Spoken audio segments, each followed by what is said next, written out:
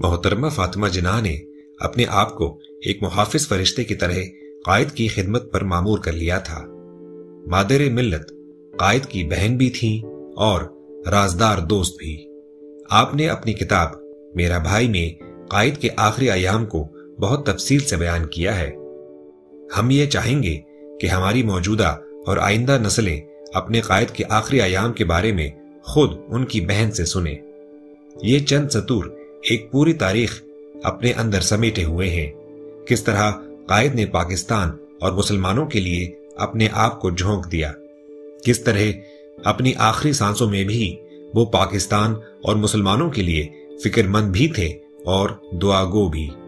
یہ تحریر جذباتی بھی ہے، رومانوی بھی اور دل گداز بھی۔ آپ فرماتی ہیں، 1 جولائی سن 1948 کو کراچی میں ہونے والی اسٹیٹ بینک آف پاکستان کی رسم افتتاح میں قائد اعظم نے شرکت کی رضامندی کا اظہار کیا تھا، اس خیال سے کہ کہیں یہ سفر ان کی صحت کے لیے مضر ثابت نہ ہو۔ میں نے انہیں اس تقریب میں شمولیت سے باز رکھنے کی کوشش کی۔ انہوں نے جواب دیا، تمہیں معلوم ہے کہ کانگریس اور ہندوؤں نے یہ پیش گوئی کی تھی کہ پاکستان کی حیثیت ایک دیوالیہ ریاست کی ہوگی، جہاں لوگ تجارت، صنعت، بینکاری، جہاز رانی یا انشورنس کی بابت بالکل بے بہرا ہوں گے۔ میرا وہاں ہونا ضروری ہے، فکر نہ کرو، ہم چند دنوں کے بعد کوئٹہ واپس آ جائیں گے۔ کوئٹہ سے کراچی کا ہوائی سفر بڑا بوجھل ثابت ہوا۔ افتتاح کے دن وہ اتنے کمزور تھے کہ وہ مشکل اٹھ سکے اور اسٹیٹ بینک کی عمارت کا افتتاح کرنے گئے۔ لوگوں نے انہیں دیکھا اور ان کی تقریر سنی۔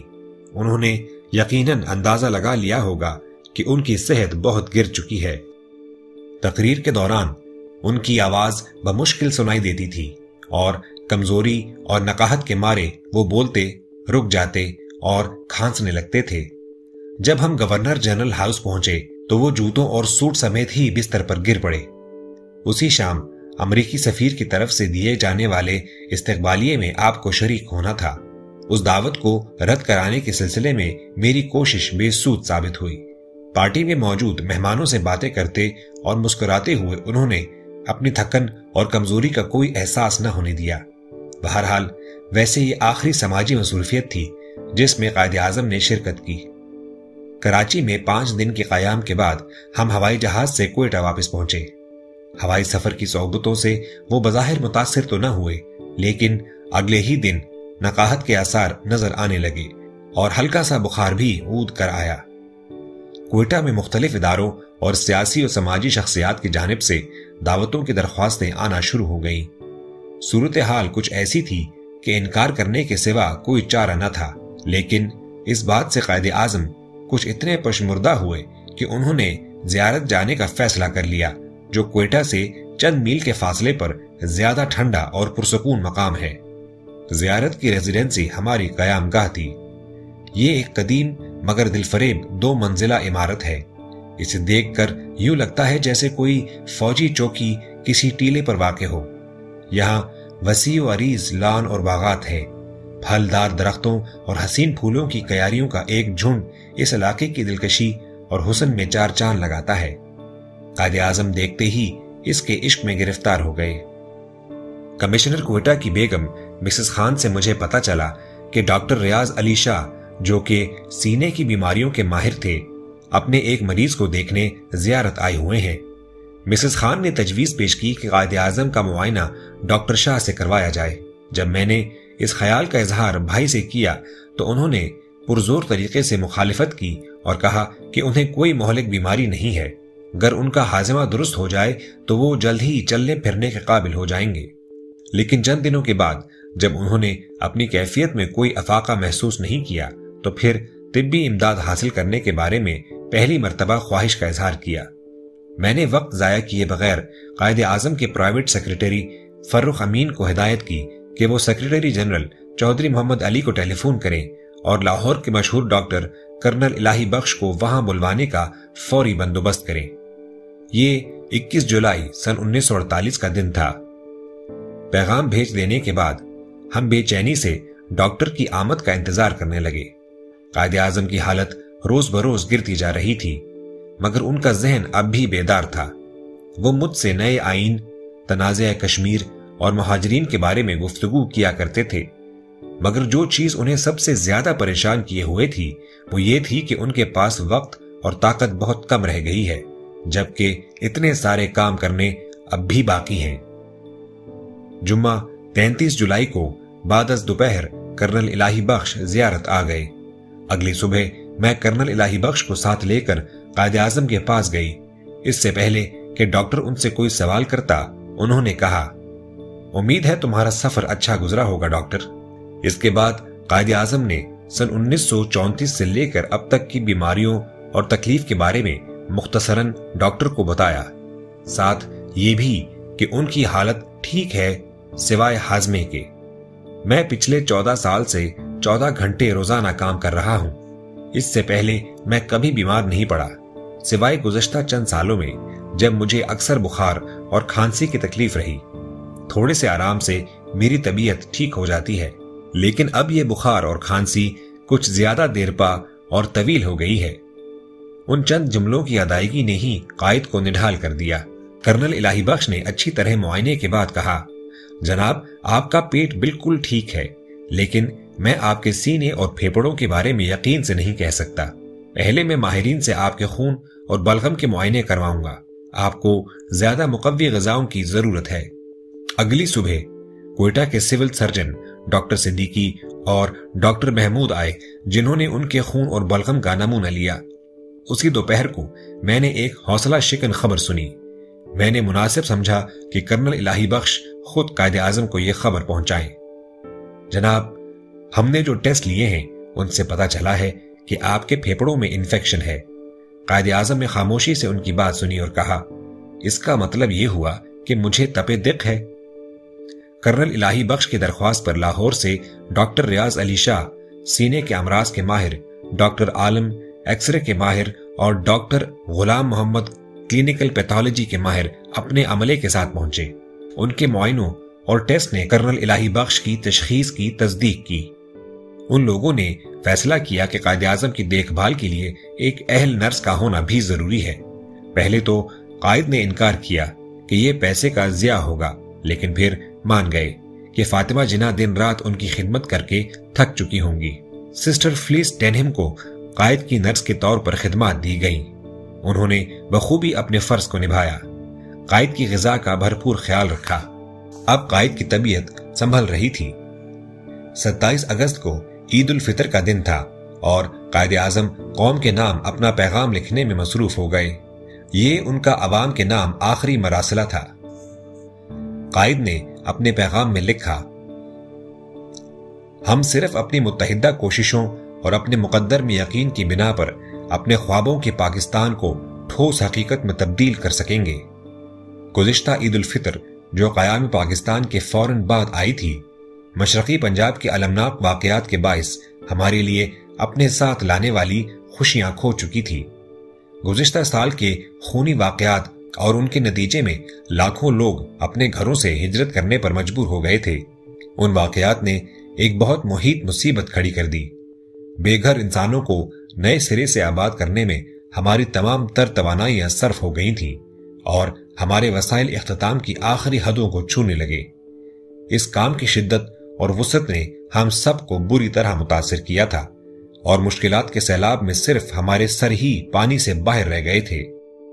12 ماہ کا مختصر عرصہ تمام مہاجرین کو جو پاکستان میں آ چکے تھے منافع بخش روزگار مہیا کرنے کے لیے کافی نہیں تھا۔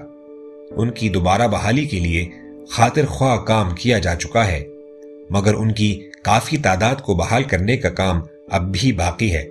ہم اس وقت تک خوشی نہیں منا سکتے جب تک ان میں سے ہر ایک دوبارہ اپنے پاؤں پر کھڑا نہیں ہو جاتا۔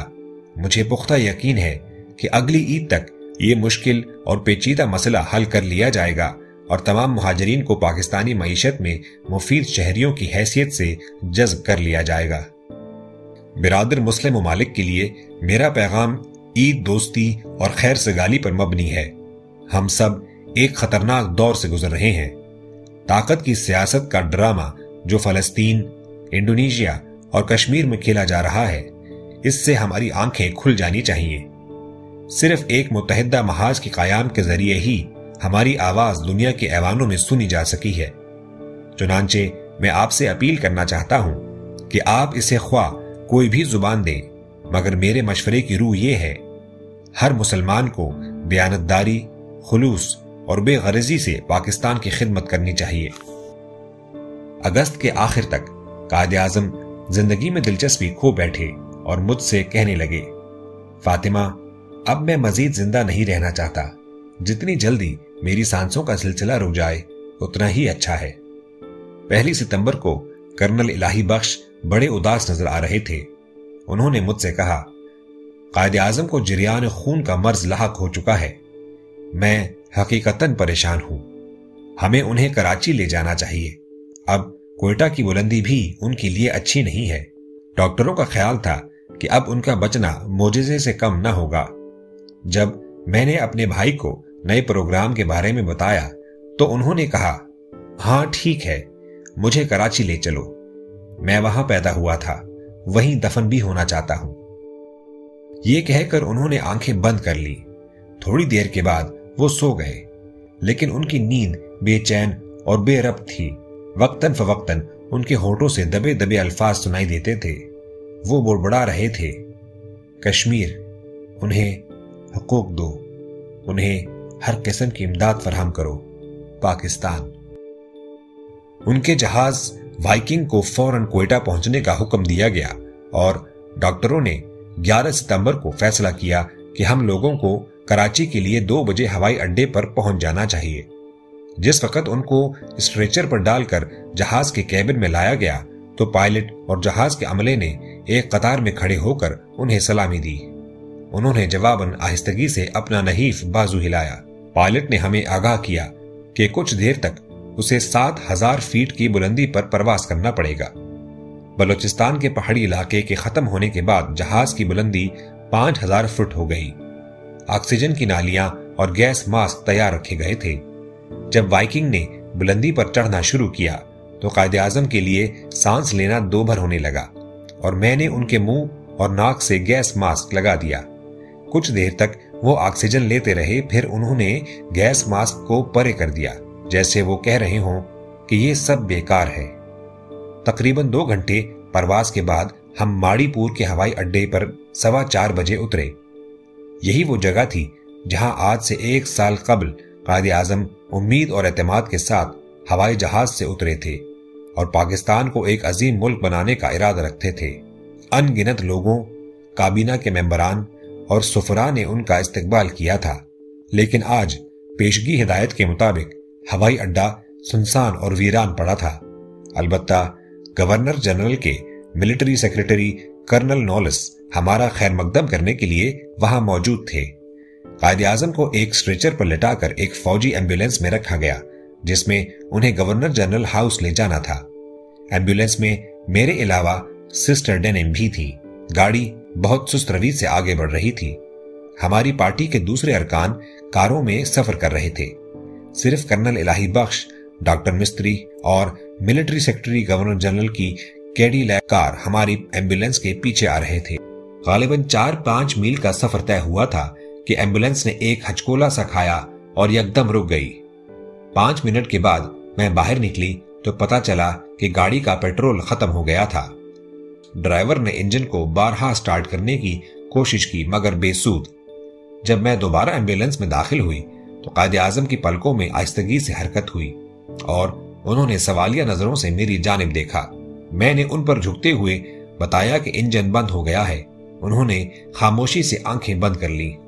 عموماً کراچی میں تیز ہوا چلا کرتی ہے کہ جو درجہ حرارت کو کم رکھنے میں مدد دیتی ہے، مگر اس دن ہوا رکی ہوئی تھی اور گرمی ناقابل برداشت تھی۔ سسٹر ڈینم اور میں باری باری قائد اعظم کو پنکھا جلتے رہے۔ ساتھ ہی دوسری ایمبولینس کا بھی انتظار جاری تھا۔ کیڈی لیک میں انہیں نہیں لے جایا جا سکتا تھا کیونکہ وہ اتنی بڑی نہ تھی کہ اس میں اسٹریچر ڈالا جا سکے۔ ہر لمحہ قیامت کا لمحہ تھا۔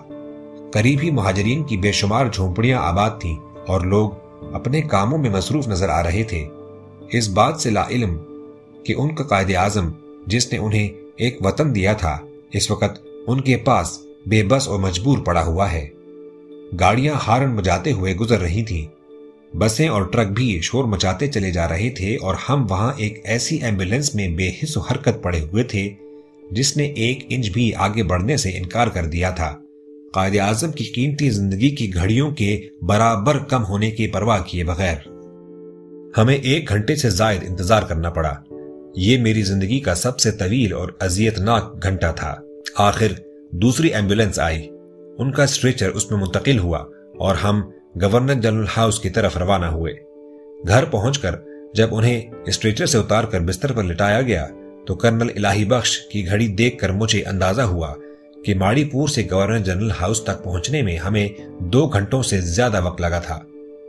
گھر پہنچتے ہی وہ سو گئے اور ڈاکٹر یہ کہتے ہوئے وہاں سے چلے گئے کہ وہ تھوڑی دیر میں واپس آ جائیں گے۔ اب میں اپنے بھائی کے ساتھ بالکل اکیلی تھی، جو بڑے آرام و سکون سے سو رہے تھے۔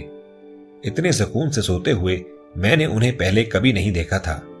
وہ اسی طرح تقریباً 2 گھنٹے تک متواتر سوتے رہے اور پھر اچانک انہوں نے اپنی آنکھیں کھولی، میری طرف دیکھا اور اپنے سر کو اس طرح جنبش دی کہ میں ان کے قریب آ جاؤں۔